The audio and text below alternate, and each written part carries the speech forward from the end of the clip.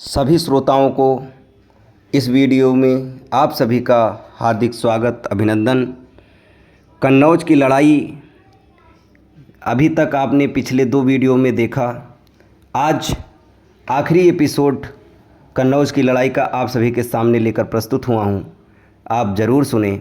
चलते हैं कहानी की तरफ। रतिभान भी अपनी हाथी, घोड़ों और पैदल सेना लेकर पहुंचा। रतिभान जब अपने हाथी पर सवार होने लगा तो अपशकुन हुआ।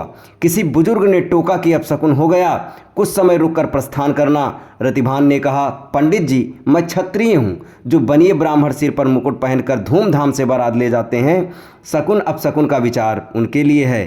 क्षत्रिय युद्ध के लिए पांव बढ़ाकर पीछे नहीं हटाते, चाहे प्राण रहें या ना रहें। हमारे अपशकुन का कोई महत्व नहीं। क्षत्रिय का तो धर्म यही है कि दांव लगे तो चूके नहीं, शत्रु को तुरंत मार देना चाहिए। अपनी कथनी कच्ची पड़ जाए तो पड़े, शत्रु को न मारने की कसम खाकर भी मार ही दो, छोड़ो मत। रतिभान ने जाकर डोला रोक दिया। मुकुंद ठाकुर बोला। डोला के रक्षक ने कहा कि डोला तो अब दिल्ली के जाकर ही रुकेगा। तब रतिभान ने भी वही बात कही, पहले डोले को खेत में रख दो, फिर जो युद्ध में जीते वह डोला ले जाए। मुकुंद ठाकुर ने ललकार स्वीकार की। डोला खेत में रख दिया गया और दोनों युद्ध दलों में भारी युद्ध फिर से शुरू हो गया। मुकुंद ठाकुर ने ललकार स्वीकार की। फिर मुकुंद ठाकुर ने भाला चलाया, परंतु रतिभान ने वार को बचा लिया। फिर मुकुंद ने तलवार खींच ली और चेहरे पर वार किया। ढाल से वार रोक लिया गया। इधर तलवार टूट गई। ठाकुर ने सोचा, जिस तलवार से हाथियों के सूंड काटे, घोड़ों के पांव काट डाले, आज वह धोखा दे गई। फिर रतिभान ने पलटकर वार किया। मुकुंद ठाकुर डोले ही झूल गए। उनके गिरने से पृथ्वीराज कुछ घबराए। मुकुंद ठाकुर जैसे वीर का इस अवसर पर मारा जाना बहुत दुखद है। पृथ्वीराज की ललकार से दिल्ली के योद्धा फिर डोले पर जूझ पड़े। दिल्ली केवल 8 कोस दूर रह गई थी। रतिभान के बड़े बड़े सूरवीरों को मार दिया गया। पृथ्वीराज को चिंतित देखकर कान्हदेव आगे बढ़े। उन्होंने कहा, चिंता मत करो, जब तक शरीर में प्राण है युद्ध से पीछे नहीं हटूंगा। कहते हुए कान्हदेव ने अपनी हाथी आगे बढ़ा दिया। कान्हदेव ने फिर डोला खेत में रखवा लिया और युद्ध होने लगा। रतिभान ने सांग उठाकर मारी। कान्हदेव ने ढाल अड़ा दी और वार बचा लिया।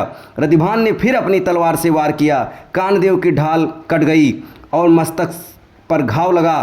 फिर कान्हदेव ने पृथ्वीराज को चेताया, बोले, मेरे मस्तक पर टाँके लगाकर पट्टी कर दो और मैं अभी युद्ध करूंगा। तब पृथ्वीराज ने कमान खींची और तीर चलाया। फिर कान्हदेव रतिभान से जा भिड़े।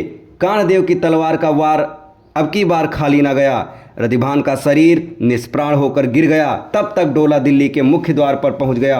अब चंद कवि पृथ्वीराज और जयचंद ही जीवित बचे। दोनों तलवार खींचकर झपटने को तैयार थे कि संयोगिता ने डोले से बाहर निकलकर अपने पिता जयचंद से हाथ जोड़कर विनती की, अब बहुत हो चुका। राजा पृथ्वीराज मेरे स्वामी हैं, इन पर हाथ उठाना मुझे विधवा बनाना है। जयचंद रुक गया तो संयोगिता ने पृथ्वीराज से भी विनती की, मेरे पिता पर अब वार मत करो। डोला दिल्ली पहुंच गया। अब आप इन्हें कन्नौज लौट जाने दें। राजा जयचंद कन्नौज के लिए वापस चल पड़े। संयोगिता का डोला महल में उतर गया। राजमहल में संयोगिता का भव्य स्वागत किया गया। यदि संयोगिता यही विनती अपने पिता से पहले ही कर देती तो इतने वीर न मरते, इतने परिवार बर्बाद न होते। झूठी शान के लिए इतनी सेना को मरवाना कहाँ तक उचित है। वह जमाना ही शान दिखाने का था। उन्हें जनता के दुख दर्द की परवाह नहीं थी, जबकि सेना के लिए प्राण देने में जरा भी नहीं हिचकती थी। अब आगे की कहानी आपको अगले वीडियो में दिखाई जाएगी, बताई जाएगी। हमारे साथ बने रहें। धन्यवाद।